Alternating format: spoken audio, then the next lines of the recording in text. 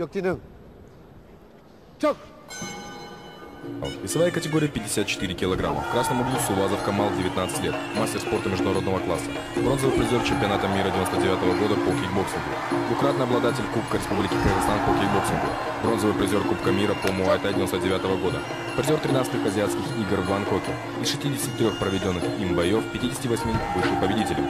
Тренеры. Заслуженный тренер Республики Казахстан Асмет Усенов, Фархат и Илхан Аманкулову. В синем углу Касымов Азатбек. Мастер спорта. Двукратный призер чемпионата Республики Узбекистан. Победитель международного турнира на Кубок президента Республики Казахстан 99 года. Тренеры. Алимов Алишер, Касымбеков Земербек. Рефери на ринге Стефан Фокс. Австралия.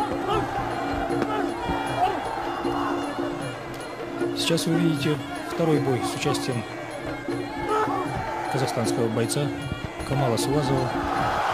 Видите, как он красиво дерется, как очень грамотно встречает.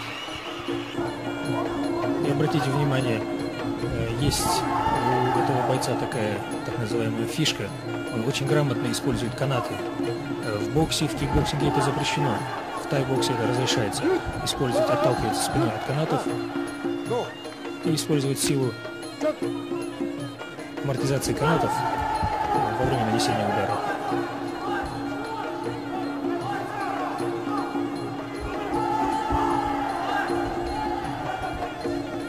Надо отдать должное сопернику с Узбекистана.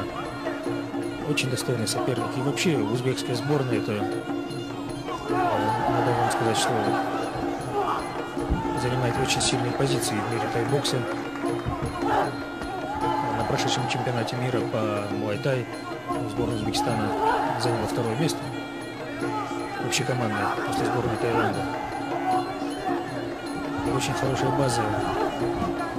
Две сильные школы в Узбекистане, это ташкентская и самаркандская школа. Вот вы сейчас видите бойца, как раз представителя ташкентской школы.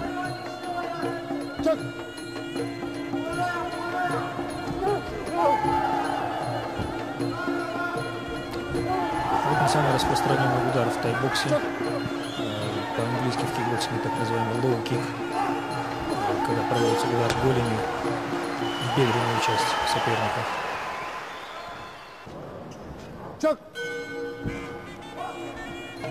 Второй раунд.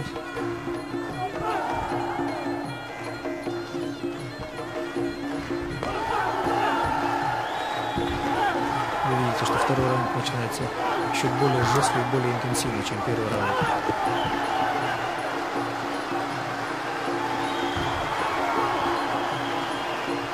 Оба соперника достойны друг друга, очень хорошо атакуют и контратакуют. Но все-таки Сувазов Камал молодец, он разносторонне использует все удары. Вот вы видите, и коленями он бьет, и в прыжке коленом, и локтем. Сейчас провел удар в голову. В этом вся красота тай-бокса, когда боец...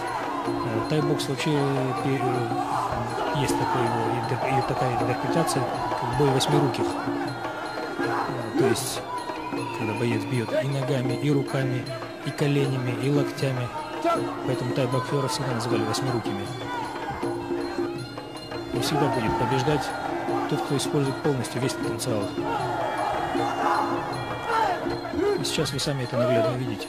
Сувазов Камал проводит все удары. И руками, и ногами, и коленями, и локтями.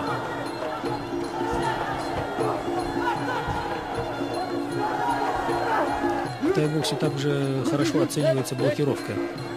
Когда соперник проводит удар, если его оппонент хорошо блокирует этот удар, тут же ему присваивается очко.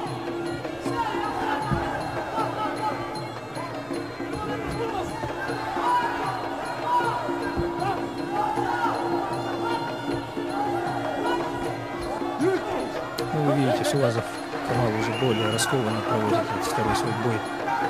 Первый бой с Иваном немножко каждому бойцу дается труднее. Затем постепенно, как говорится, открывается второе дыхание.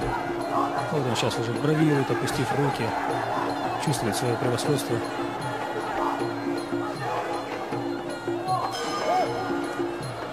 Бой окончен. И вот сейчас вы видите то, что происходит частенько на боксерских рингах, когда заканчивается время, и после команды стоп, после гонга еще никак не могут успокоиться бойцы. И сейчас посмотрим, кто же победил в этом бою.